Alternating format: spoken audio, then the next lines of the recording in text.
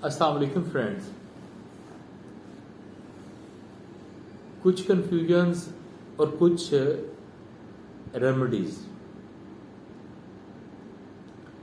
Transfer of property act एक आपको remedy देता है। वो क्या है? एक प्रोटेक्शन देता है कि अगर कोई तामीर शुदा मकान है और इसके अंदर कोई फैमिली आबाद है या कोई पर्दानशीन खातून आबाद है और इस मकान के कई हिस्सेदार हैं और इनमें से कोई एक या जायद हिस्सेदार अपनी प्रॉपर्टी किसी ऐसे शख्स को फरोख्त कर देते हैं जो कि उस मकान में पहले से रहाइश पजीर नहीं है,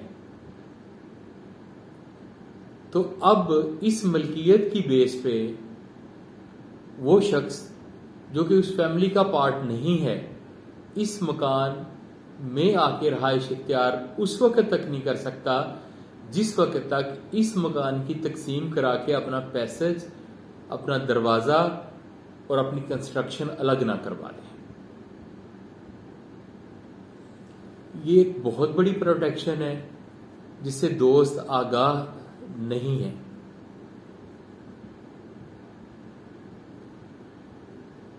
इसी तरह से ये भी जहन में रखें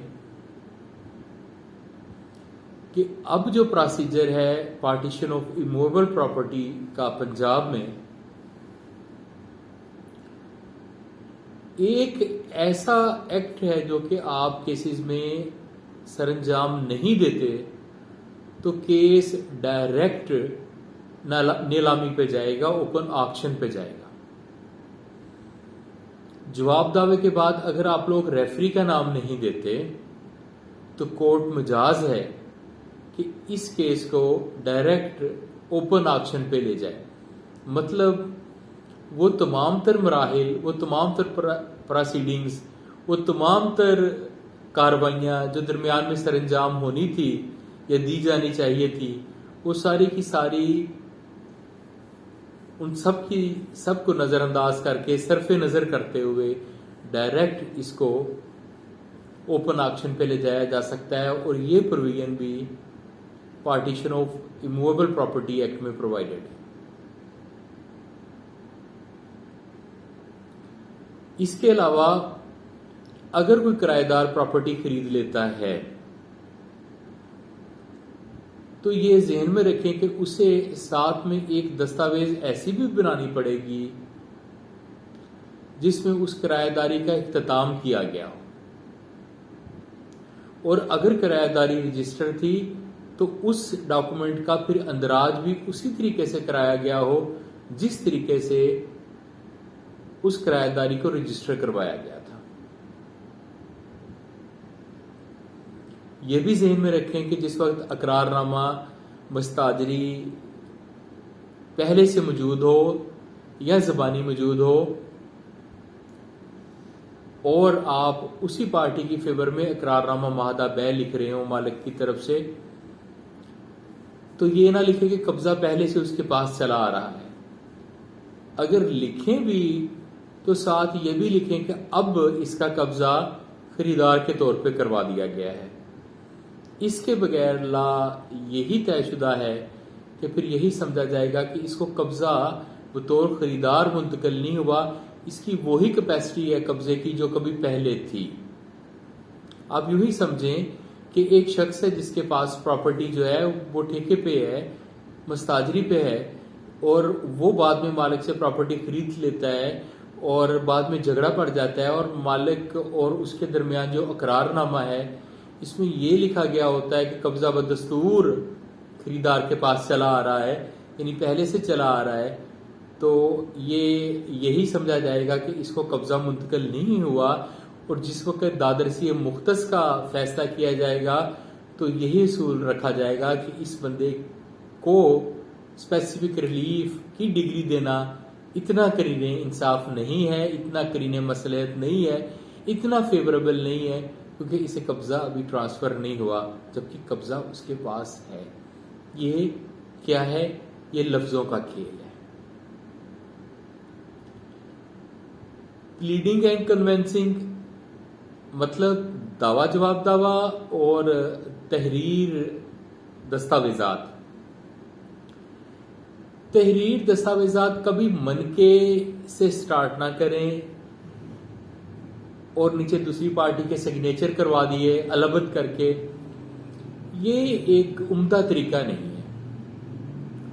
عمدہ طریقہ یہ ہے کہ آپ جہاں سے ڈاکومنٹ کو سٹارٹ لے رہے ہیں وہاں پہ فریق اول لکھیں آغاز میں, اس کے بعد ایک ختمہ دیں جسے فل سٹاپ کہتے ہیں, لیکن انگلش کے فل سٹاپ سے اردو کا فل سٹاپ ذرا لمبائی کے رخ زیادہ ہوتا ہے, اسے ختمہ کہتے ہیں.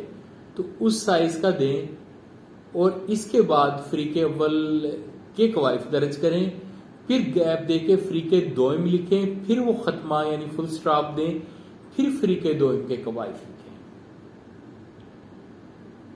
یہ ایک مکمل ڈاکومنٹ ہے. Oral exchange, oral transaction, oral sale پہ دعویٰ کرتے ہیں آپ, تو دعوے کے اندر وہ تمام تر مندرجات دے دیں جو کہ اقرار نامہ معاہدہ بیع اگر تحریر ہونا ہوتا تو اس میں آتے.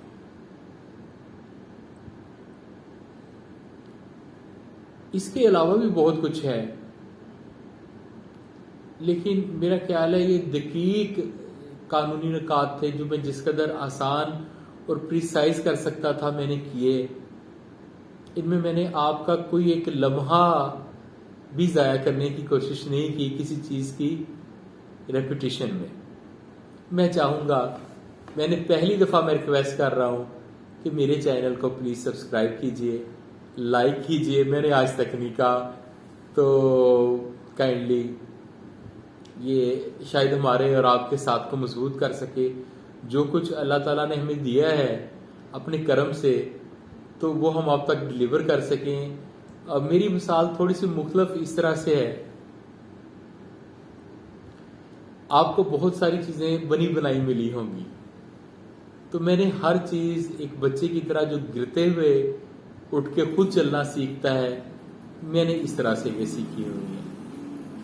میں آپ کو بتاؤں گا, میرے اختیار میں کچھ نہیں, لیکن میں کوشش کروں گا کہ نئے دوست کن ایکٹس کو پڑھیں, کیا کریں تو اللہ تعالیٰ ان پہ کرم کے خزانے کھولے گا. میرے ساتھ رہیے. میرے اختیار میں بھی کچھ نہیں, کرم تو ذات نے کرنا ہے, لیکن میں آپ کے لیے دعا گو بھی ہوں اور میری کچھ جستجو بھی ہے. شکریہ. اللہ حافظ.